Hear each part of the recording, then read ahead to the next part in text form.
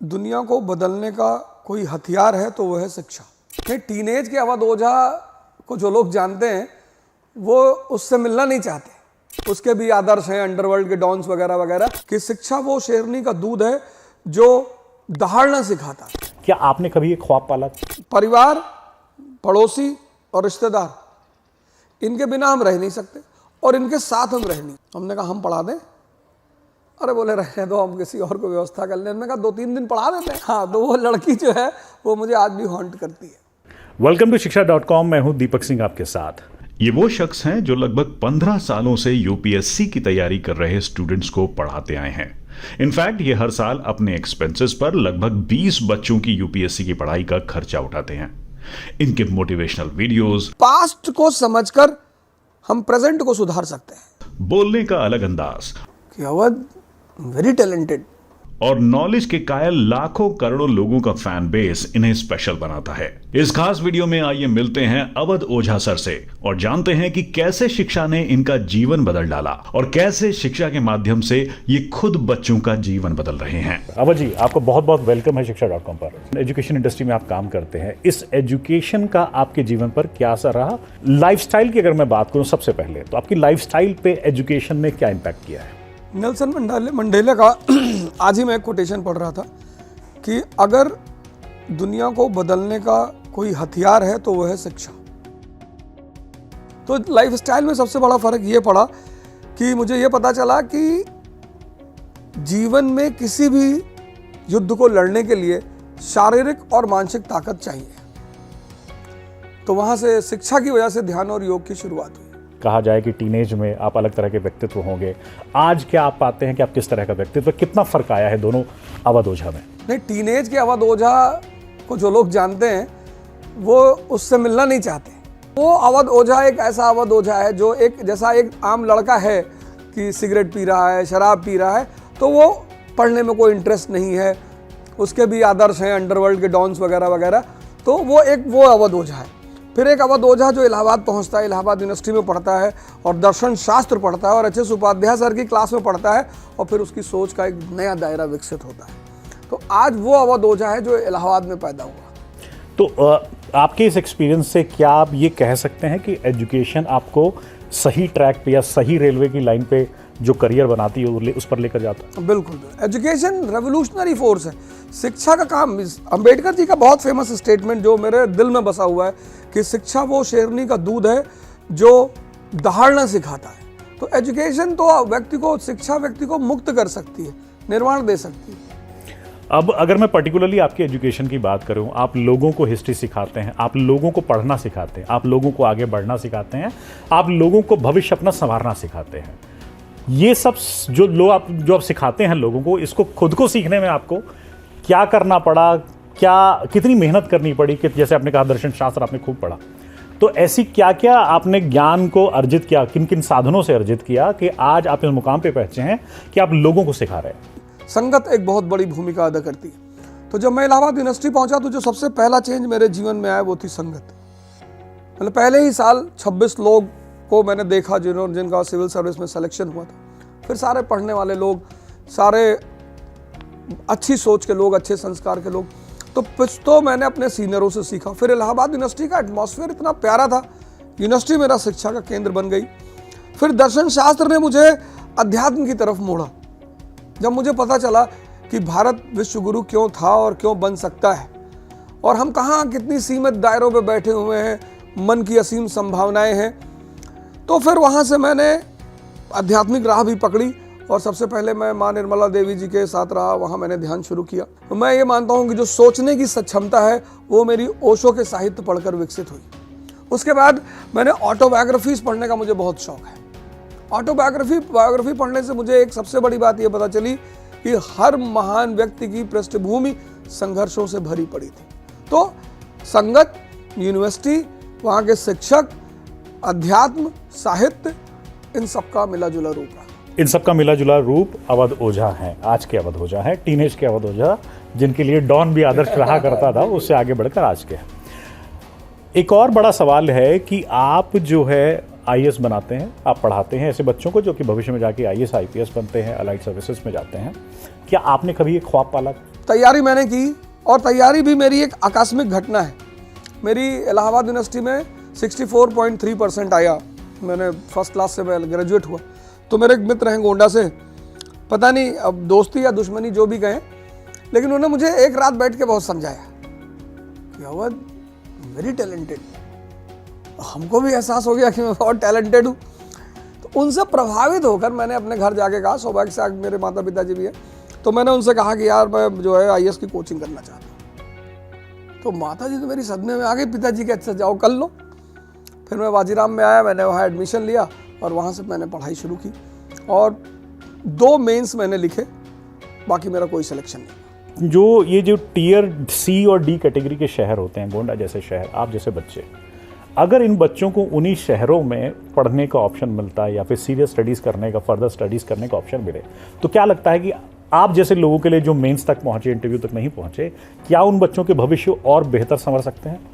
बिल्कुल बिल्कुल बिल्कुल। अगर हमारे जो छोटे छोटे शहर हैं वहाँ भी शिक्षा की मूलभूत सुविधाएं बन जाएं, जैसे मैं अभी गोंडा गया था तो वहाँ पे मैंने देखा लाइब्रेरी कल्चर शुरू हो गया।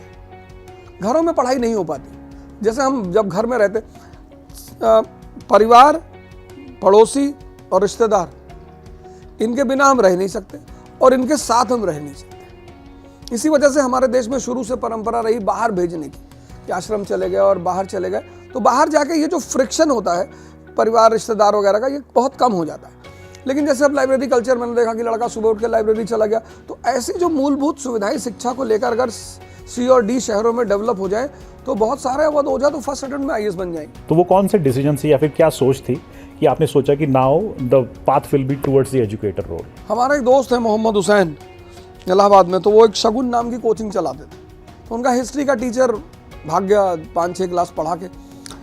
उसने कहा पैसा और बढ़ाओ तब पढ़ाएंगे, क्योंकि लड़के उसको बड़ा लाइक करने लगे। तो उन्होंने शाम को मुझसे कहा अवध भाई ऐसी ऐसी बात होगी। हमने कहा हम पढ़ा दें। अरे बोले रहने दो, हम किसी और को व्यवस्था कर लें। हमने कहा 2-3 दिन पढ़ा देते हैं। तो जब मैं पढ़ाने गया तो लड़कों ने बड़ा एक्सेप्ट किया। बस वहीं से इस लाइन की शुरुआत हुई। तो इलाहाबाद से निकल के दिल्ली का रुख कैसे किया आपने? 2005 इलाहाबाद में मैं शगुन में रहा, फिर इंसर्च में रहा। कुंदन राय उसके डायरेक्टर थे इंसर्च के, और सबसे अच्छे जो मेरे मित्र रहे जो सुरेश बहादुर सिंह, अभी लॉयर हैं हाई कोर्ट के, वो ATN एकेडमी चलाते थे, उनकी कोचिंग में मैंने पढ़ाया। फिर 2005 में मैं दिल्ली आ गया। फिर मैंने अपनी खुद की कोचिंग खोली उष्मा हिंदी मीडियम में मुखर्जी नगर में, जो 2010 तक चली। लेकिन फिर आर्थिक कारणों से मुझे उसे बंद करना पड़ा और फिर मैं इंग्लिश मीडियम की तरफ आ गया। तो आज अगर किसी स्टूडेंट को अवध ओझा से हिस्ट्री पढ़नी है या फिर मोटिवेशनल गाइडेंस लेनी है, उसको क्या करना है? उसको वाजीराव जाना है, कहाँ जाना है, किस कोचिंग इंस्टीट्यूट पे जाना है? नहीं, अवध ओझा से 2 जगह मुलाकात हो सकती है। एक तो इकरा IAS कानपुर और पुणे, और दूसरा नेक्स्ट IAS दिल्ली। बहुत सारे सवाल हैं जो IAS की तैयारी कर रहे होते हैं, उन बच्चों के मन में होता है। कुछ सवाल ऐसे हैं जो बड़े स्पेसिफिक्स हैं और रेगुलरली आप भी सुनेंगे, जब आप भी कहेंगे कि हाँ ये सवाल आते रहते हैं आपके पास भी। उनके जवाब आज हम शिक्षा.com के माध्यम से उन बच्चों को देंगे।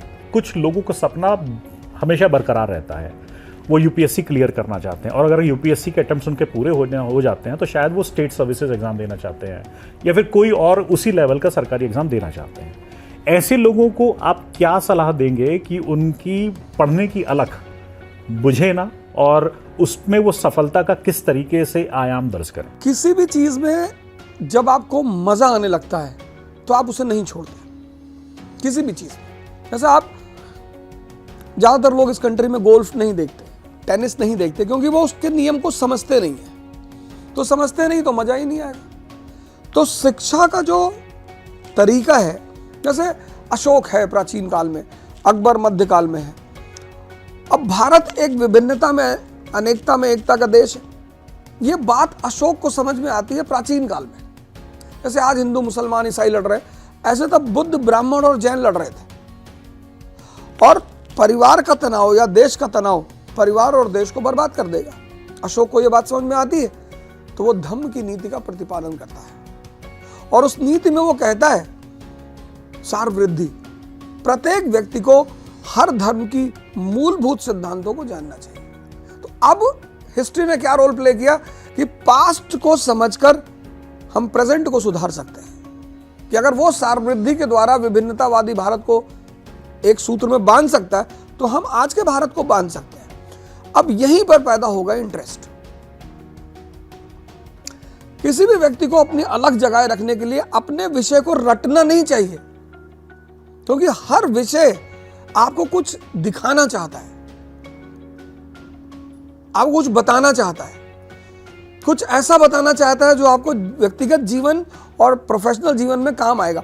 वो अप्रोच एजुकेशन का होना चाहिए। जैसे हमने देखा भारत में कि खासकर मैंने यूपी में देखा कि लोग रटने पर बहुत बल देते हैं, रटने से निराशा पैदा होती है। तो समझना, पहाड़ा सुनाओ, हाँ, तो समझना कि यार ये इस सब्जेक्ट का उद्देश्य क्या है, ये हमें क्या समझाना चाहता है, समझना। दूसरी बात अलग जगाने की सबसे बड़ी बात यह है कि आप जो जाने उसे बांटें। धन और शिक्षा में सबसे मूलभूत फर्क यही है, धन बांटने से घटता है, शिक्षा बांटने से बढ़ती है। जब मैंने पढ़ाना शुरू किया तब मेरा नॉलेज लेवल डिफरेंट था और आज मेरा नॉलेज लेवल डिफरेंट है, क्योंकि पढ़ाने के लिए इतना पढ़ा हूं मैं, इतना सोचा हूं मैं।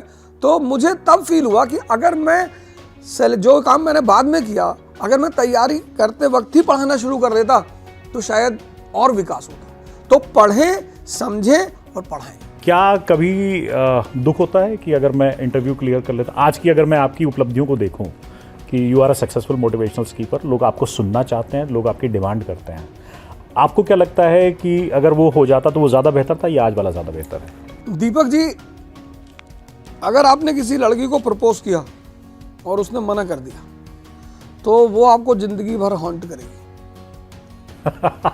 तो आपको हॉन्ट कर रही है आपकी वो लड़की? हाँ, तो वो लड़की जो है वो मुझे आज भी हॉन्ट करती है।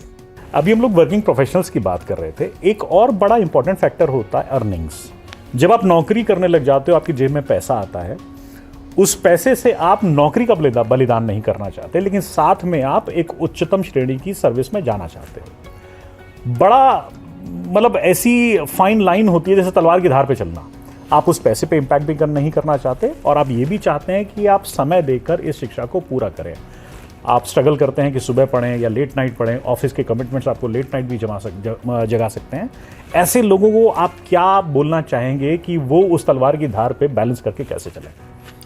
नहीं, जितने भी लोग अच्छी सेवाओं में हैं, मतलब IIT के थ्रू, IIM के थ्रू, उनके साथ एक प्लस पॉइंट होता है कि उनका बेस बहुत अच्छा होता है। क्योंकि IIT IIM का पढ़े लड़के का मतलब यह है कि आपका बेसिक्स बहुत अच्छा है। उस बेसिक्स अच्छे होने में बस IAS की पढ़ाई, जिनकी बेसिक्स अच्छी होती है उनके लिए 5 घंटे पर डे, और जिनकी बेसिक्स अच्छी नहीं होती है उनके लिए 8 घंटे per day for a year. तो मैं सोचता हूं कि जिनकी बेसिक्स अच्छी है, अगर वो किसी कोचिंग से ये गाइडलाइन ले लें कि हमें पर सब्जेक्ट में क्या करना है, क्योंकि वो उन्हें नहीं पता होता है। पढ़ना एक अलग चीज है, किसी चीज को किस तरह पढ़ना है। जैसे हम मॉडर्न इंडिया पढ़ेंगे तो मॉडर्न इंडिया पढ़ने के बाद हमारा क्या क्लियर होगा कि भारत राष्ट्र कैसे बना। अगर मॉडर्न इंडिया तैयार होने के बाद आप ये नहीं समझ पाए कि एक देश राष्ट्र कैसे बना, फिर आप नहीं पढ़ पाए। तो आपको इस चक्रव्यूह को तोड़ने के लिए एक कृष्ण की जरूरत पड़ेगी। तो मैं ऐसे प्रोफेशनलों को बोलूंगा कि अब तो बड़े सारे ऑफलाइन ऑप्शन है, तो वो ऑफलाइन ज्वाइन कर लें। और हर सब्जेक्ट का जो पहला क्लास होता है, दूसरा क्लास होता है, जिसमें टीचर ये बताता है। जैसे मैं वर्ल्ड हिस्ट्री पढ़ाता हूँ तो मैं बताता हूँ कि वर्ल्ड हिस्ट्री अगर आप समझ गए तो आप ये जान जाएंगे कि जातिवाद को कैसे हैंडल किया जाए, संप्रदायवाद को कैसे हैंडल किया जाए, राष्ट्र कैसे बनते हैं।